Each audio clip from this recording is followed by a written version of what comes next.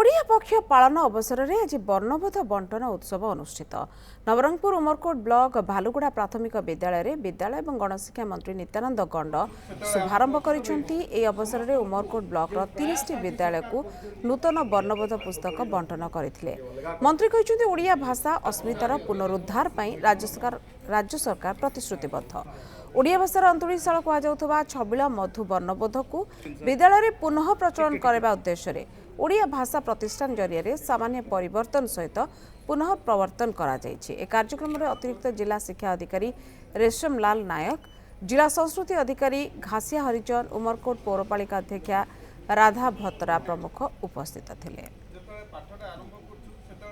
ये वर्णबोध उत्सव माध्यम रे जो मधुसूदन राव कवि तांकरे प्रणीत वर्णबोध भई आज तार स्कूल मानकर आज बंटन करा जायछि, जहा कि ओडिया अक्षर उपरे ओडिया शब्द ओडिया भाषा केमती तार बुझीपाते हे परिबो आउ सेथिरे केमती आउर विकास हो परिबो सेति प्रति लोकंको आग्रह केमती बढ़िबो एथि पय विशेष कचरे मोहन माझी को सरकार तत्पर रही।